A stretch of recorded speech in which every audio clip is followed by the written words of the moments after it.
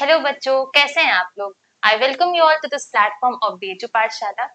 यहाँ पर सीएचएस की जो फॉर्म्स हैं क्लास 9th और 11th की आ चुकी हैं और इसी को लेकर हम लोग सीएचएस प्रिपरेशन के बारे में थोड़ी सी बात कर लेते हैं। यहाँ पर हमने सीएचएस की बैच लाए हुए हैं जिसमें कि हमें बहुत सारी वेराइटीज ऑफ बेनिफिट्स मिलने वाले हैं। तो वो कौन कौन सी बेनिफिट जो हम अपने बैच में प्रोवाइड करने वाले हैं वो हम एक बार देख लेते हैं। यहाँ पे यहाँ आपको लाइव एंड रिकॉर्डेड लेक्चर्स हम लोग प्रोवाइड करने वाले हैं, डाउट सॉल्विंग सेशंस देने वाले हैं, इंपॉर्टेंट क्वेश्चंस की पूरी सीरीज होगी। देन आपका ओवरऑल जब चैप्टर कंप्लीट हो जाएगा तो देन हम लोग पीवाईक्यूज भी लाने वाले हैं और साथ ही साथ पीवाईक्यू के साथ हम लोग मॉक टेस्ट भी आपको प्रोवाइड करने वाले हैं। तो आप लोग किस चीज का वेट कर रहे हैं? जल्दी से जल्दी आपकी स्क्रीन के नीचे नंबर दिया जा रहा है, उस पर आप कॉल कीजिए और हमारे से जुड़िए। तो आज हम लोग जिस टॉपिक को डिस्कस करने वाले हैं वो है हमारा लाइफ प्रोसेसेस में सर्कुलेटरी सिस्टम। ठीक है, सर्कुलेटरी सिस्टम क्या काम है हमारे बॉडी में? इस सर्कुलेटरी सिस्टम का हमारे बॉडी का कौन सा रोल ये सर्कुलेटरी सिस्टम प्ले करता है? ठीक है, तो हम लोग जानते हैं कि हमारी बॉडी में जो ओवरऑल जो ट्रांसपोर्ट का काम होता है, हमारी बॉडी में बहुत सारी चीजें होती हैं, जैसे कि ऑक्सीजन का ट्रांसपोर्ट कराना रहता है, CO2 का ट्रांसपोर्ट कराना रहता है, देन हमारे बहुत सारे न्यूट्रिएंट्स, हार्मोन्स, फूड, ये सारी चीजों का ट्रांसपोर्ट एक जगह से दूसरी जगह पे हमें कराना होता है ना। हमारा जो ऑक्सीजन है वो हमारे एल्वेलाइज तक आता है, बट उससे एल्वेलाइज तक सीमित थोड़े ना रहना है, उसको तो पूरी बॉडी में ट्रांसपोर्ट होना है। तो वो सारे ट्रांसपोर्टेशन का काम जो होता है वो हमारी बॉडी में सर्कुलेटरी सिस्टम करता है। ठीक है, तो ये जो हमारी बॉडी का जो सर्कुलेटरी सिस्टम है इसमें जो मेन ऑर्गन इन्वॉल्व होता है वो होता है हमारा हार्ट। तो सर्कुलेटरी सिस्टम जो है हमारा उसमें हार्ट होता है और केवल हार्ट नहीं होता, हार्ट तो आपका प्राइमरी ऑर्गन है सर्कुलेटरी सिस्टम में, साथ ही साथ इसमें आपके ब्लड वेसल्स भी इन्वॉल्व होते हैं।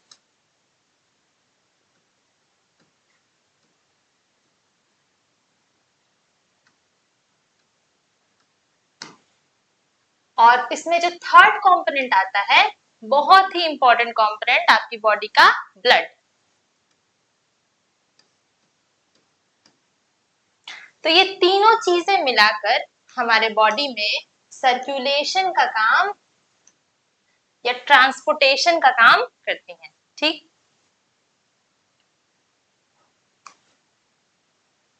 नेक्स्ट हम देखते हैं ब्लड वेसल्स। तो ब्लड वेसल्स जो हैं हमारी बॉडी में बेसिकली ये जो ब्लड वेसल्स हैं वो तीन तरीके की होती हैं। ठीक है, पहला है आपका आर्टरीज, दूसरा है आपका वीन्स और तीसरा है आपका कैपिलरीज। जो आर्टरीज होता है, अब देखिए हम लोग एक एक करके डिस्कस करते हैं। ये जो आर्टरीज होती हैं इनका मेन काम ये होता है कि they carry oxygenated blood away from the heart to the body tissues. इनका मेन काम ये होता है कि हमारी बॉडी में जो ऑक्सीजनेटेड ब्लड है उसको हार्ट से दूर ले जाती है। मतलब इनका जो मेन काम है ये ब्लड को हार्ट से दूर ले जाएंगे। ठीक है, और कैसे ब्लड को ले जाती है? O2 रिच ब्लड को, या फिर हम कह सकते हैं ऑक्सीजनेटेड ब्लड को। ठीक, अब जस्ट इसका उल्टा, आर्टरी का जस्ट उल्टा वीन का फंक्शन होता है। वीन क्या करेगा? ब्लड को हार्ट के पास ले आएगा। ठीक है, मतलब आर्टरीज हम कह सकते हैं कि आर्टरीज जो है वो दूर भागने की कोशिश करेंगी और वीन्स जो है वो हार्ट के पास आने की कोशिश करेंगे। ठीक है, तो the veins carry oxygen depleted blood back to the heart. ये देखिए, आर्टरीज हमने देखा था कि आर्टरीज कैसी ब्लड कैरी करते हैं? ऑक्सीजन रिच ब्लड, है ना, ऑक्सीजनेटेड ब्लड। लेकिन ये जो वीन्स है हमारी बॉडी में ये हमारा CO2 रिच ब्लड या फिर हम कह सकते हैं डीऑक्सीजनेटेड ब्लड कैरी करते हैं।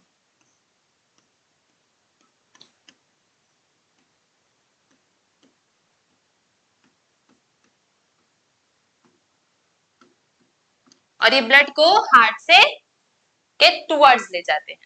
देन हम और डिफरेंसेस देख लेते हैं। आर्टरीज में क्या है, arteries have thick muscular walls to withstand the high pressure of the blood pumped from the heart। मतलब ये कि देखिए आर्टरीज जो है वो ब्लड को मतलब ऑक्सीजनेटेड ब्लड को दूर ले जा रही हैं। तो बहुत सीधी सी बात है, जो ब्लड क्योंकि वो ब्लड हार्ट में है तो उसमें प्रेशर उसको मतलब उसका प्रेशर बहुत ज्यादा होगा। तो इस वजह से जो आर्टरीज होती हैं इनकी जो वॉल्स होती हैं ये बहुत ही ज्यादा थिक होती हैं ताकि उस प्रेशर को आसानी से वो टॉलरेट कर पाए, अदरवाइज डैमेज का चांस है। तो इस वजह से इनकी जो वॉल्स होती हैं ये थिक होती हैं और साथ में मस्कुलर होती हैं to withstand the high pressure. ठीक, अगर दूसरी तरफ हम वीन्स की बात करें तो they have thinner walls than arteries. क्या है कि इनका जो वॉल होता है, क्योंकि ऐसा प्रेशर तो कुछ वीन के केस में हमें देखना नहीं है। वीन क्या करता है, वो डिफरेंट बॉडी ऑर्गन से ब्लड को हार्ट की तरफ ले जाता है, तो इसीलिए इनके अंदर नॉर्मली प्रेशर रहता है, तो इस वजह से इनकी जो वॉल्स होती हैं वो भी थिन रहती हैं। तो ये देखिए यहाँ पर they have thinner wall than arteries and often contain valves to prevent the blood from flowing backwards। ठीक है, अगर हम और पॉइंट्स ऑफ डिफरेंसेस की बात करें, अच्छा थोड़ा ये डिस्कस कर लेते हैं कि आर्टरीज और जो वीन्स होती हैं इनका हमारे बॉडी में एक्चुअल में पोजीशन क्या होता है, मतलब कौन हमारे ये स्किन के ऊपर की तरफ रहती हैं और कौन स्किन के नीचे की तरफ डीप में रहती हैं। तो थोड़ा लॉजिक लगाइए, आर्टरीज या वीन्स में से कौन सा ऐसा ब्लड वेसल है जो हमारे स्किन के ऊपर की तरफ रहता है, या फिर और रहता भी है तो क्यों रहता है, क्या रीजन है उसका। अगर हम इसको थोड़ा सा डिस्कस करें तो हमें पता है कि आर्टरीज के अंदर जो हमारा ब्लड होता है उसका प्रेशर बहुत ज्यादा रहता है ना। वीन्स में तो वैसा प्रेशर है नहीं। तो बहुत सीधी सी बात है, अगर आर्टरीज आपका स्किन के एकदम सरफेस पे लोकेटेड होगा, माइनर कट भी हुआ तो वो आर्टरी में कट लगेगा, और वो आर्टरी में कट लगने की वजह से बहुत ज्यादा चांसेस है कि एक पर्टिकुलर टाइम पे हाई प्रेशर में एक्सेसिव ब्लड हमारी बॉडी से बाहर आ जाए, है ना। इसी वजह से यही रीजन है कि आर्टरीज जो होती हैं वो हमारी बॉडी में डीप अंदर की तरफ प्रेजेंट होती हैं। और अगर आप अपना स्किन देखोगे, अगर अपने हैंड्स को देखोगे तो ऊपर में आपको ब्लूइश ग्रीन कलर के वेसल्स दिखेंगे। एक्चुअली में वो कौन से वेसल्स हैं, वो आपके वीन्स हैं। आर्टरीज बहुत अंदर रहती है, वो दिखती नहीं है, बट ये जो ऊपर ऊपर दिख रहे हैं ये आपके वीन्स होते हैं जो डीऑक्सीजनेटेड ब्लड कैरी करते हैं। ठीक है, तो ये इनका पोजीशन हो गया। देन जो थर्ड टाइप का हमारा ब्लड वेसल है वो है कैपिलरीज।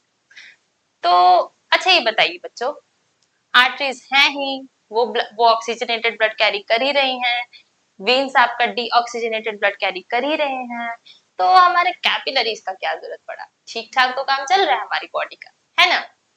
तो क्या खास बात है इन कैपिलरीज में जो इनको तीसरा ब्लड वेसल बनाया गया, मतलब हमारी बॉडी में ये तीसरे ब्लड वेसल के तौर पे प्रेजेंट हुए।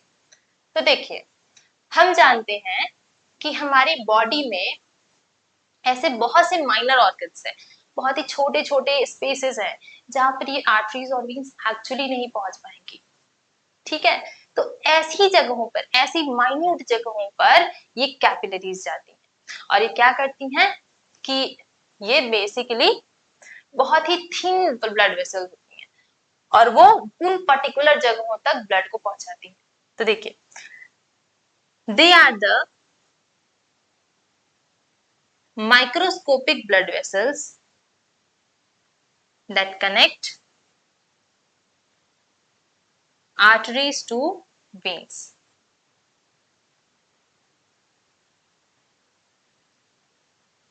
They form a vast network throughout the body,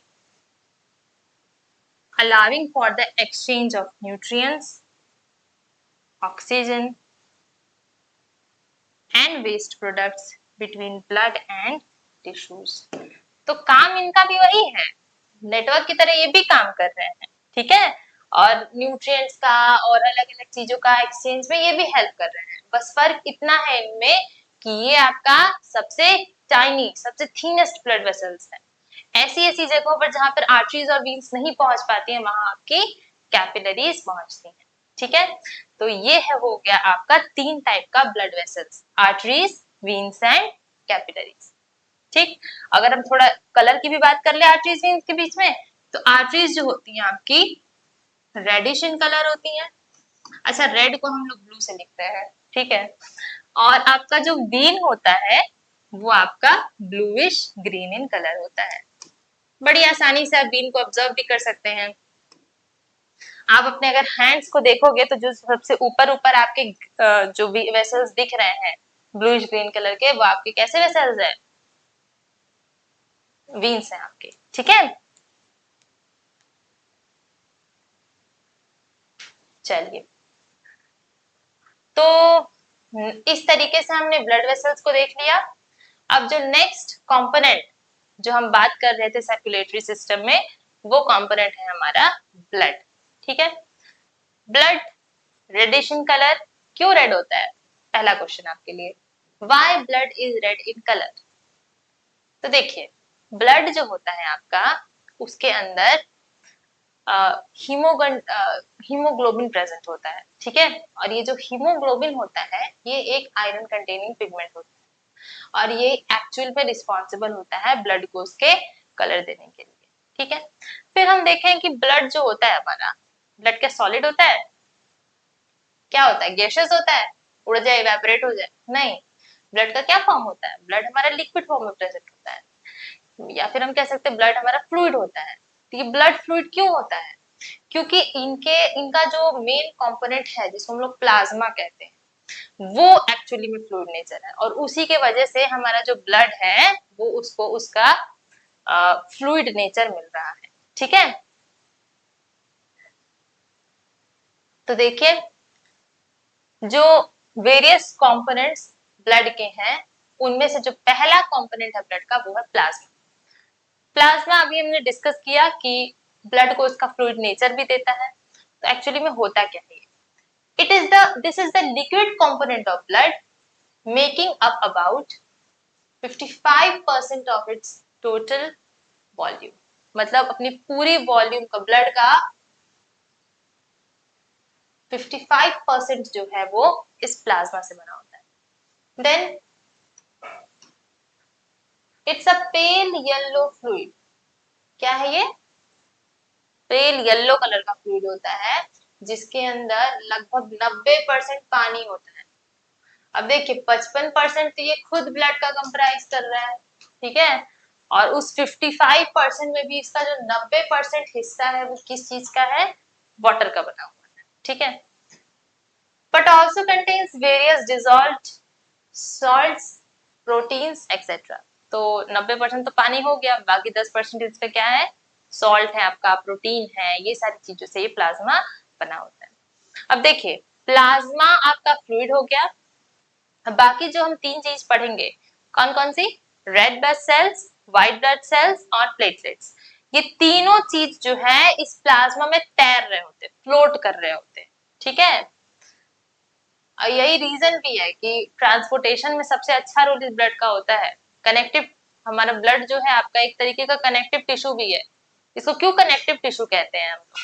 क्योंकि ये वेरियस बॉडी पार्ट्स को कनेक्ट करता है ट्रांसपोर्ट के मीडियम से, और बहुत सारे अलग अलग मीडियम्स के थ्रू ये पूरे बॉडी पार्ट्स को कनेक्ट करता है। इसीलिए बहुत अच्छा एग्जांपल है कनेक्टिव टिश्यू का, स्पेशलाइज्ड कनेक्टिव टिश्यू। ठीक है, तो देखिए, नेक्स्ट कंपोनेंट जो है आपका आरबीसी, या फिर इसको हम क्या कहते हैं? एरिथ्रोसाइट्स भी कहते हैं। ठीक है, अगर हम लाइफ स्पैन की बात करें तो एक आरबीसी कितने दिन तक जिंदा रह सकता है? 120 डेज इनका लाइफ स्पैन होता है। हर 120 दिन के बाद आपकी बॉडी में नए आरबीसी बन जाते हैं, डिस्ट्रॉय हो जाता है पुराने आरबीसी। ठीक है, तो देखिए, these are the most numerous cells in blood responsible for transporting oxygen from the lungs to the body's tissue and carbon dioxide back to the lungs। तो इसका मेन काम क्या है? ऑक्सीजन और कार्बन डाइऑक्साइड का transport.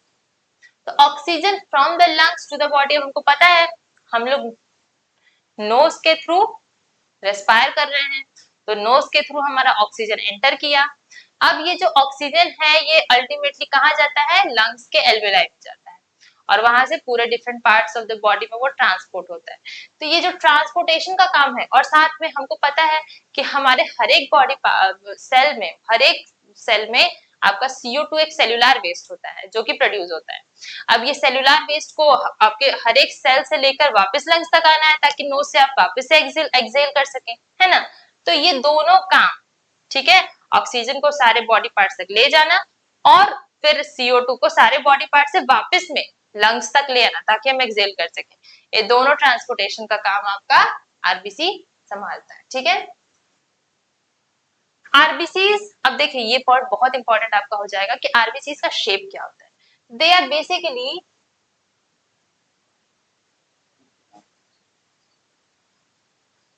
बाइकॉन्केव disc, biconcave disc shape होता है और very important point, they lack a nucleus, इनके अंदर न्यूक्लियस नहीं होता है, ठीक है, न्यूक्लियस इनके अंदर नहीं होता, which increases their surface area for gaseous exchange, ठीक है। नेक्स्ट हमने बात की थी कि आरबीसीज के अंदर क्या होता है, दे हैव हीमोग्लोबिन, क्या प्रेजेंट होता है इनका, इनके पास हीमोग्लोबिन प्रेजेंट होता है। It is a type of protein that binds to oxygen and gives blood its red colour. ये जो हीमोग्लोबिन होता है बच्चों, ये आपका एक आयरन कंटेनिंग पिगमेंट होता है, ठीक है। हीमोग्लोबिन क्या होता है आपका, आयरन कंटेनिंग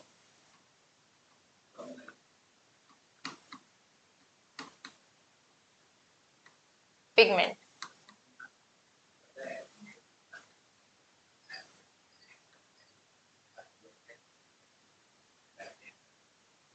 तो हीमोग्लोबिन जो है आपका वो आयरन कंटेनिंग पिगमेंट होता है और इसका मेन काम क्या होता है, ऑक्सीजन के साथ बाइंड करके ये ट्रांसपोर्ट में हेल्प करता है, ऑक्सी हीमोग्लोबिन बना के ये ऑक्सीजन का ट्रांसपोर्ट में हेल्प करता है और साथ में इसी की वजह से ब्लड का रेड कलर भी है, ठीक है। मैंने बताया था ना स्टार्टिंग में ही कि ब्लड का रेड कलर क्यों है, हीमोग्लोबिन की वजह से। नेक्स्ट आप देखिएगा यहाँ पर एक मैंने लाल कलर में बहुत इंपॉर्टेंट पॉइंट डाल के रखा है जिसमें लिखा है spleen is the gave art of RBC.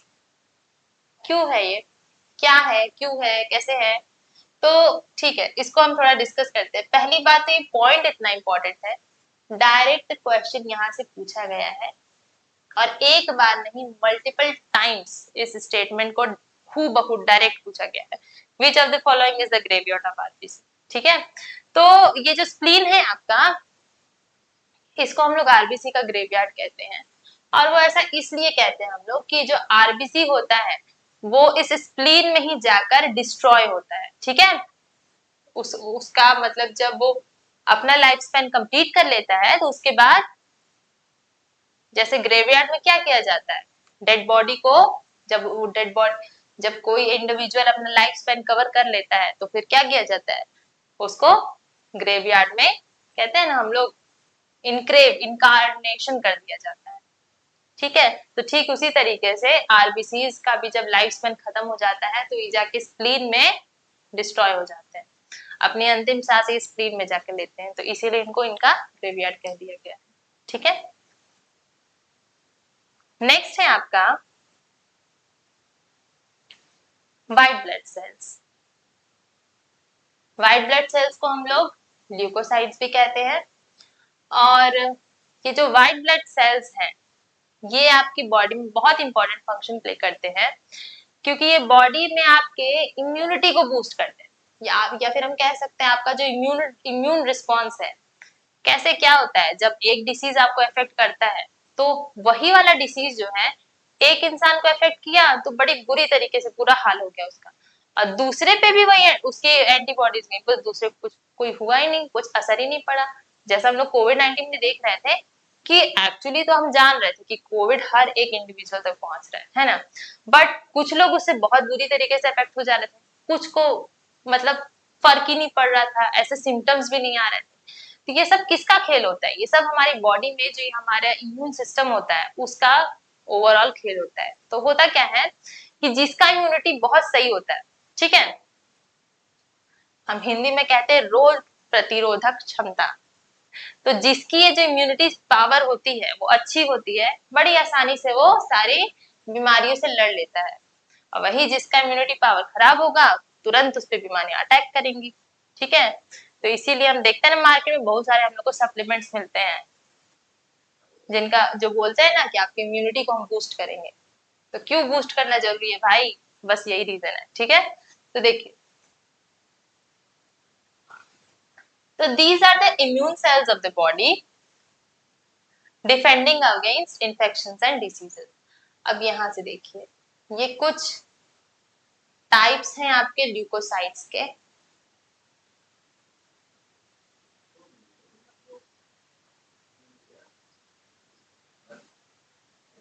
Neutrophils, बैसोफिल्स, और ये आई थिंक रिपीट हो गया है, यहाँ यूजनोफिल्स होना चाहिए।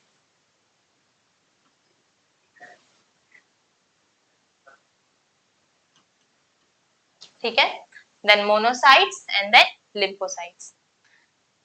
तो ये हो गया आपका ल्यूकोसाइड या फिर हम कह सकते हैं WBC, white blood cell. Life span की अगर हम बात करें तो लगभग कह सकते हैं हम लोग 1 हफ्ते से लेकर 10 दिन तक ये लोग बेचारे जीवित रहते हैं। ठीक, नेक्स्ट टाइप का जो आपका कंपोनेंट है ब्लड का वो है प्लेटलेट्स। तो चलिए, प्लेटलेट्स से तो आप बहुत ही मतलब अक्सर आप सुने होंगे, जनरली जब किसी को डेंगू वगैरह हो जाता है तो कहते हैं उसका प्लेटलेट्स कम हो गया, है ना, सुना होगा आपने, बड़े normal day to day life में लोग का प्लेटलेट्स कम हो जाता है। या फिर इससे भी अच्छा मैं आपको रिलेट करके बताती हूँ कि जब आपको थोड़ा सा भी हल्का सा मान लीजिए कहीं चोट लग गया, जा रहे हैं खेल कूद रहे हैं, उसी में कहीं आपको थोड़ा सा माइनर इंजरी, माइनर कट आ गया, ब्लड निकलने लगा,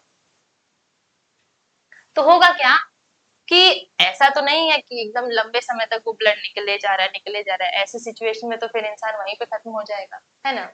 होता क्या है कि थोड़ा सा ब्लड निकलने के बाद ऐसा देखा गया कि वहां पर ब्राउन कलर का डिपॉजिट फॉर्म हो जाता है ना। और वो डिपॉजिट जब फॉर्म हो जाता है तो फिर ब्लड ऑटोमेटिकली रुक जाता है। तो ये कैसे फॉर्म हुआ ये ब्राउन डिपॉजिट और क्या हुआ एक्चुअली, तो ये सारा जो रोल था ये आपका यहाँ पर प्लेटलेट्स का होता है। ठीक है, तो प्लेटलेट्स को हम लोग थ्रोम्बोसाइट्स भी कहते हैं और इनका मेन काम यही होता है कि दे हेल्प इन द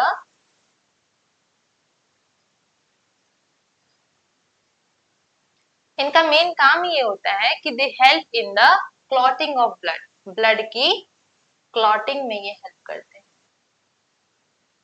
ठीक है, तो when a blood vessel is injured platelets clump together to form a plug. वही चीज, जब आपको थोड़ी सी भी चोट लगी तो वहां पर तो ब्लड वेसल्स प्रेजेंट होंगे ना, वो इंजर्ड हो गए, तुरंत प्लेटलेट्स क्या करेंगे कि वो एक साथ आके टुगेदर क्लम्प कर जाएंगे और वहां पर एक प्लग फॉर्म कर लेंगे and then releases substances that initiates a cascade of events leading to formation of fibrin clot. जो आपका ब्राउनिश जो डिपॉजिट बनता है ना वही आपका फिब्रिन क्लॉट होता है। ठीक है, विच सील्स द वुंड। अब धीरे धीरे क्या होगा कि अब वो क्लॉट बन गया तो फिर उसके बाद ब्लड निकलना, सबसे पहले तो ब्लड निकलना बंद हुआ और फिर वो क्लॉट की वजह से अब बाहर का जो जितना बैक्टीरिया है, जितने माइक्रो ऑर्गेनिजम्स है वो आपकी बॉडी में एंटर नहीं कर पाएगा। तो इस वजह से वो क्या किया कि अपनी हमारी बॉडी को ओवरऑल वो पहले प्रोटेक्ट किया।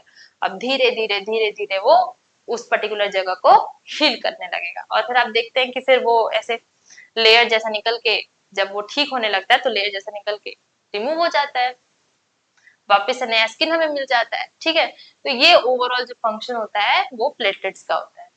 ठीक, तो इस तरीके से हमने डिस्कस किया आपका कंपोनेंट्स में। पहले हमने आपके ब्लड वेसल्स को डिस्कस किए और फिर ये आपका ब्लड।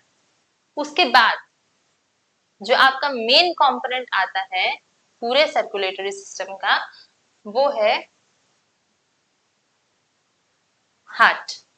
ठीक है, अभी तक तो बहुत लोग जानते होंगे कि हार्ट कैसा होता है, ऐसा नहीं भाई, ये बहुत गलत कॉन्सेप्ट है। एक्चुअली में हमारे हार्ट 2 चैम्बर का होता ही नहीं है, पता नहीं किसने ये कॉन्सेप्ट दे के रखा है। हमारा जो हार्ट होता है वो 4 चैम्बर्स का होता है। अब कोई आपसे बोले ऐसा हार्ट बना के दे तो पहले उसकी ड्राइंग सुधारना कि नहीं हार्ट ऐसा नहीं होता है, हार्ट के 4 चैम्बर्स होते हैं, ठीक है। तो थोड़ा साइंटिफिकली हम इसको देख लेते हैं। तो बच्चों, हार्ट जो है आपका 4 चैम्बर्ड होता है, ह्यूमन हार्ट की बात कर रहे हैं, ठीक है।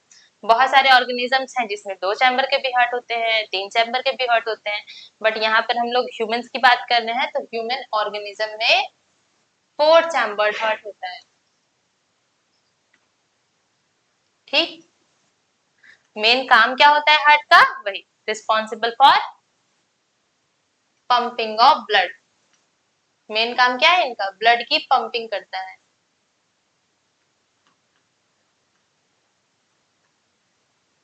हम भले ही सो जाते हैं लेकिन हमारा हार्ट एनी टाइम काम करता रहता है, और जिस दिन हमारा हार्ट सो गया फिर हम भी सो जाएंगे, है ना। तो it helps in the pumping of blood. अगर हम इसके मॉडल को अच्छे से डिस्कस करें,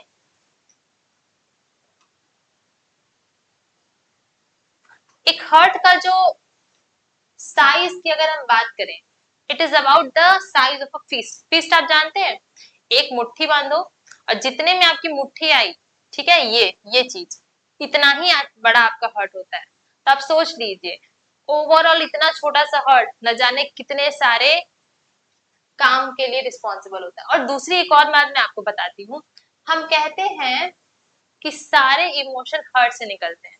जितने गाने बनते हैं बॉलीवुड के, सारे गाने कहाँ से बनते हैं? हार्ट से बनते हैं।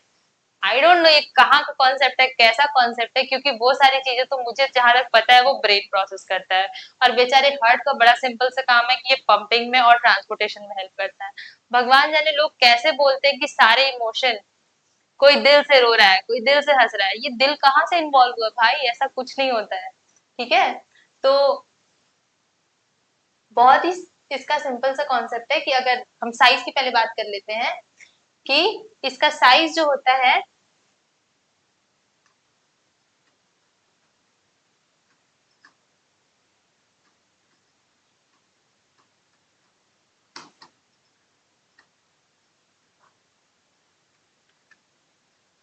एक फिस्ट के बराबर होता है, एक मुट्ठी के बराबर होता है, ठीक है। थोरेसिक कैविटी में लोकेटेड होता है।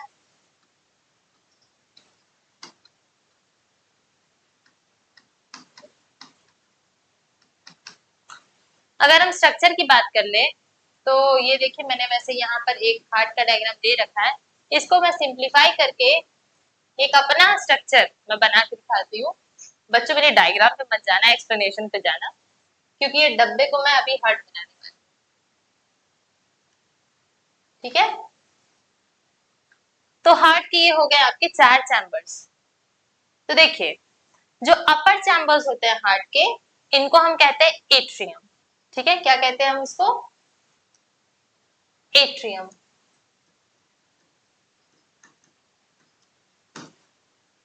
और ये जो लोअर के जो 2 चैम्बर्स हैं, इनको हम कहते हैं वेंट्रिकल।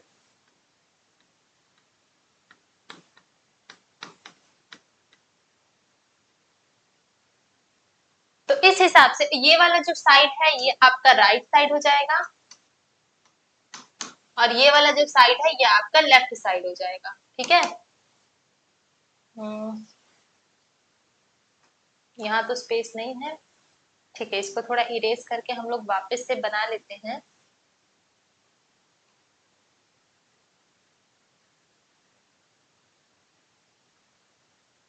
इसको थोड़ा ऊपर बना लेते हैं।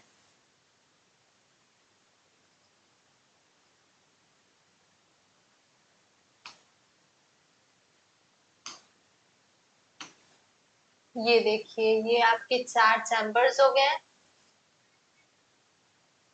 इसमें से ऊपर के एट्रियम हो गए, नीचे के वेंट्रिकल, ये राइट साइड और ये लेफ्ट साइड। इतना पहले सबसे पहली बात ध्यान रखिएगा बच्चों, कि आपकी बॉडी से जो पूरे डीऑक्सीजनेटेड ब्लड होता है, मतलब वो ब्लड जो CO2 रिच है, मतलब हम कह सकते हैं इम्प्योरिटी वाला ब्लड, जो पूरी बॉडी से वापस से हार्ट में आ रहा है, वो सब कहाँ पे आएगा? वो सब आपका राइट साइड में आएगा, ठीक है। ऑल दो साइड राइट है, बट इसके काम इम्प्योरिटी वाले हैं, ठीक है, सारे इम्प्योरिटी वाले ब्लड को रिसीव करता है। आप एंटागोनिस्टिक इन नेचर है ना, उल्टा काम कर रहे हैं। और ये जो ये कैसा CO2 रिच ब्लड कैरी किया,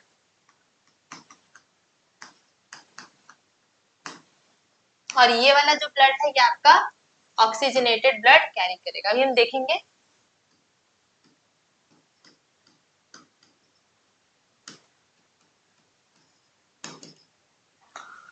तो अगर हम देखें ये वाला जो चैम्बर होगा ये हो जाएगा, क्योंकि ये राइट साइड में है तो ये हो गया राइट, और ऊपर का है तो ये हो गया एट्रियम।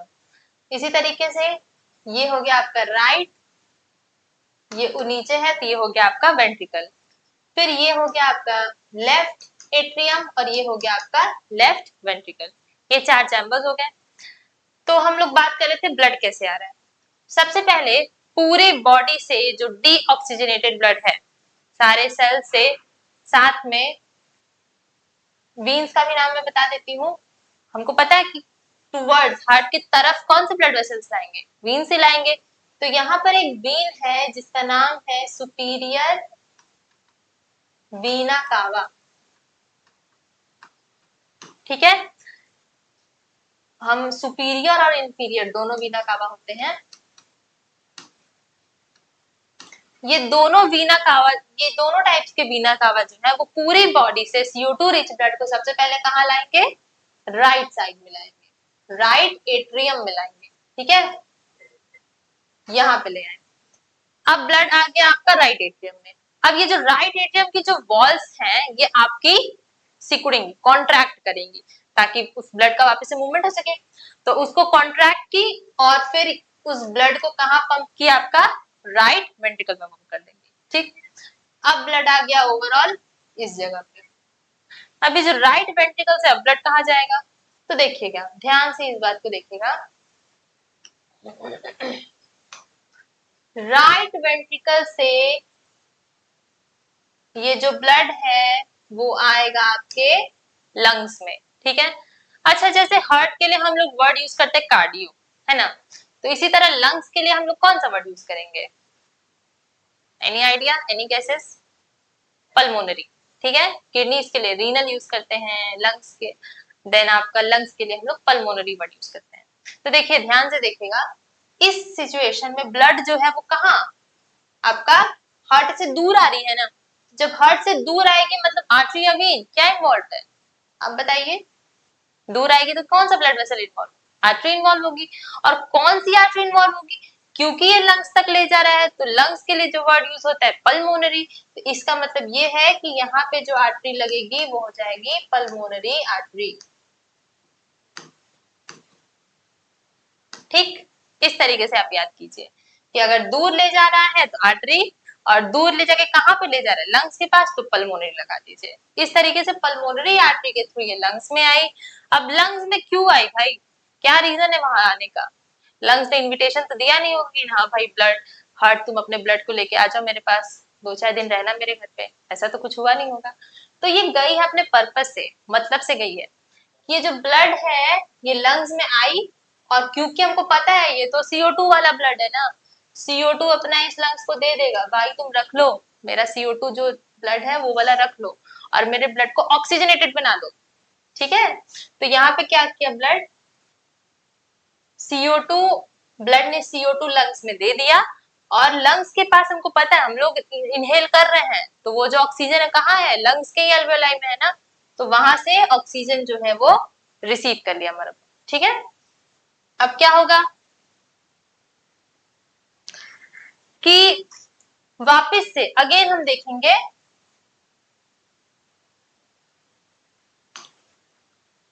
तो देखिए ऑक्सीजनेटेड ब्लड जो है, अब ये तो ब्लड ऑक्सीजनेटेड हो गया है ना, तो अब ये ब्लड जो है वापस से जाएगा आपका लेफ्ट एट्रियम, जहां से गया, जहां से आया था वहीं वापस चला गया, है ना।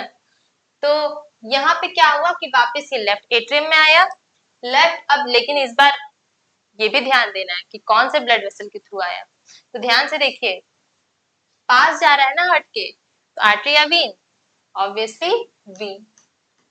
लेकिन कहां से पास जा रहा है, लंग्स से हार्ट के पास जा रहा है, तो लंग्स के लिए कौन सा वर्ड यूज किया हम लोग, पल्मोनरी। बस बड़ा सिंपल सा कॉन्सेप्ट है, कौन सा वेसल हो गया, पल्मोनरी वीन। तो पल्मोनरी वीन्स के थ्रू वापस से लंग से हार्ट में इस बार कैसा ब्लड गया, ऑक्सीजनेटेड ब्लड गया। ठीक है। अब अगेन वही काम होगा, ब्लड यहाँ पे आया, अब लेफ्ट एट्रियम की जो वॉल्स है वो वापस से ऐसे कॉन्ट्रैक्ट करेंगी और कॉन्ट्रैक्ट करके वो ब्लड को डाल दी लेफ्ट वेंट्रिकल में। अब चारों चैम्बर तक ब्लड पहुंच चुका है, अब कहाँ जाए, तो हो गया भाई ये ऑक्सीजनेटेड ब्लड। अब ये जो लेफ्ट वेंट्रिकल है ये कनेक्टेड होगा आपका, नाम जरूर सुना होगा आपने, नाम तो सुना ही होगा, अयोटा का। ठीक है, तो अयोटा आपके पूरी बॉडी का सबसे बड़ा आर्टरी होता है। तो लेफ्ट वेंट्रिकल से जो आपका ब्लड है वो अयोटा में पहुंचा। ठीक, अब अयोटा जो है वो बहुत सारे ब्लड वेसल से कनेक्टेड होता है, बहुत सारे आपके छोटे छोटे आर्टरी से कनेक्टेड होता है। तो क्या करते हैं, अयोटा से फिर वो पूरा ब्लड जो है वो आपके पूरे बॉडी ऑर्गन्स में हर एक सेल तक जाके पहुंचता है और वहां पर अपना ऑक्सीजन देता है। ठीक, तो ये पूरा फंक्शनिंग है कि किस तरीके से आपका जो एक पर्टिकुलर सर्कुलेशन का प्रोसेस हो रहा है। ठीक है, तो देखिए हम कहते हैं कि हमारा जो हार्ट है वो डबल सर्कुलेशन अंडरगो करता है ना। हम क्यों कहते हैं कि वो डबल सर्कुलेशन अंडरगो कर रहा है, बस यहीं से आप समझिए। ध्यान से अगर हम देखें तो एक ही ब्लड दो बार हमारे हार्ट में आ रहा है ना, एक बार ऑक्सीजन, एक बार अपना CO2 रिच में आ रहा है, दूसरी बार ऑक्सीजनेटेड बन के आ रहा है। तो क्योंकि एक ही ब्लड दो बार हमारे हार्ट में आ रहा है, इसीलिए इस पूरे प्रोसेस को हम लोग डबल सर्कुलेशन कहते हैं। ठीक है, तो ये ओवरऑल जो आपका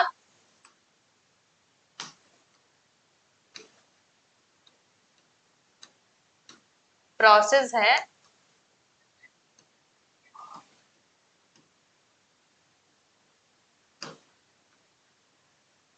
इसको डबल सर्कुलेशन कह दिया जाता है। ठीक है, तो ये है आपका ओवरऑल हार्ट का फंक्शन।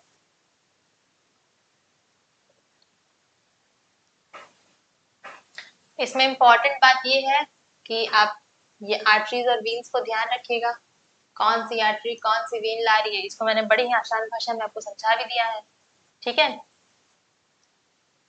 चलिए नेक्स्ट है आपका ब्लड प्रेशर। ब्लड प्रेशर बहुत ही नॉर्मल डिसीज हम कह सकते हैं। अभी अगर आप देखें तो हर एक फैमिली में कोई ना कोई मेंबर इससे, और कभी कभी तो फैमिलीज में मोर देन वन मेंबर भी इससे अफेक्टेड रहते हैं। तो होता क्या है, ब्लड प्रेशर या ब्लड प्रेशर को हम कहते हैं mainly high blood pressure, low blood pressure आपने सुना होगा। हाई ब्लड प्रेशर को हम लोग हाइपरटेंशन भी कहते हैं। तो क्या होता है, the force that the force that blood exerts on the walls of the heart, वो फोर्स जो ब्लड जो है हार्ट के वॉल्स पे एक्सर्ट करता है उसको हम लोग ब्लड प्रेशर कहते हैं। ठीक है, अब ब्लड प्रेशर जो होता है आपके, अगर आप ध्यान से देखे होंगे तो ब्लड प्रेशर में दो नंबर्स होते हैं। जनरली वो आपका नॉर्मल जो ब्लड प्रेशर है वो 120 तो आपका 80 होना चाहिए।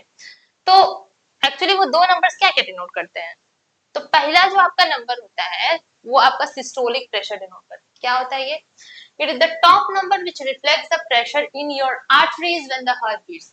जब हार्ट बीट कर रहा है उस समय जो आर्टरी में जो आपका प्रेशर होता है उसको हम लोग सिस्टोलिक प्रेशर कह देते हैं। ठीक, उसके बाद दूसरा आपका डायस्टोलिक। डायस्टोलिक क्या होता है, ये आर्टरीज में तब का प्रेशर है जब जो हार्ट होता है वो रेस्ट करता है। ध्यान रखिएगा, दोनों जो प्रेशर होते हैं आपके आर्टरीज के ही प्रेशर होते हैं, बट एक प्रेशर जब जो आपका हार्ट बीट कर रहा होता है उस समय आर्टरी में क्या प्रेशर होता है, और डायस्टोलिक जब आपका हार्ट रेस्ट पे हो जाता है उस समय आर्टरी में क्या प्रेशर होता है। तो ये दोनों जो सिस्टोलिक और डायस्टोलिक प्रेशर होता है मिला के आपका ब्लड प्रेशर बनाता है। ठीक है, अगर हम नॉर्मल ब्लड प्रेशर की बात करें तो वो कितनी होती है, जनरली 120/80 mmHg होती है। However, the ideal range can vary, बाकी तो वेरी करेगा ही। हाई ब्लड प्रेशर हम किसको कह देंगे, तो जब भी कभी इस डेटा को कोई इंडिविजुअल, किसी इंडिविजुअल का ब्लड प्रेशर जो है वो एक नॉर्मल ब्लड प्रेशर से ज्यादा हो जा रहा है, 120/80 mmHg से अगर ज्यादा हो जा रहा है, आप देखोगे इस तरीके का भी 140/90 अगर हम बात करें, ये जो नंबर हो गया कैसा हो गया, अगर किसी इंडिविजुअल का इतना ब्लड प्रेशर आ रहा है ठीक है। सिस्टोलिक प्रेशर 140, डायस्टोलिक प्रेशर आपका 90, तो इसका मतलब क्या है, वो इंडिविजुअल जो है वो हाइपरटेंशन का पेशेंट है। तो हाइपरटेंशन वही होता है, हाइपरटेंशन मतलब आपका high blood pressure, condition where your blood pressure is constantly too high, मतलब कांस्टेंट रेट पे हमेशा ज्यादा रहता है। ठीक है। इसमें मेन है कि किस इंस्ट्रूमेंट से हम लोग ब्लड प्रेशर को मेजर करते हैं, तो the instrument which is used to measure the blood pressure is, कौन सा इंस्ट्रूमेंट है वो, स्पिग्मोमैनोमीटर। मोस्ट इंपॉर्टेंट, पीवाईक्यू भी पूछा गया यहाँ से, इसको आप ध्यान रखिए। ठीक है। Sphygmomanometer which is used to measure the blood pressure. तो इस तरीके से हम लोग आपका ओवरऑल ये जो सर्कुलेटरी सिस्टम है और जो ट्रांसपोर्टेशन है इसको हमने कंप्लीट किया। कुछ क्वेश्चंस हम इस पे देख लेते हैं जो प्रीवियस ईयर में पूछे गए हैं। पहला question, which of the following is called the graveyard of RBC, बताइए आरबीसी के ग्रेवयार्ड किसको कहेंगे, लिवर, किडनी, स्प्लीन या trachea. Option will be spleen. ठीक है। Next, which of the following is used to measure blood pressure, अभी discuss किया हमने, क्या होगा, मैनोमीटर, लैक्टोमीटर, ओडोमीटर, क्या होगा, स्पिग्मोमैनोमीटर, है ना। ठीक। अच्छा आप लोग मुझे ये बताइएगा इनके क्या रोल्स होते हैं, ये तीनों के, ये तीनों भी आपके इंस्ट्रूमेंट ही हैं, बट आप लोग मुझे बताइएगा कि इन तीनों इंस्ट्रूमेंट्स के क्या क्या रोल होते हैं, किन किन चीजों के लोग मेजर करते हैं। ठीक है। थर्ड है, विच of the following has closed circulatory system, तो आपका जो क्लोज्ड सर्कुलेटरी सिस्टम हो जाएगा जनरली आपके डेवलप्ड ऑर्गेनिजम्स,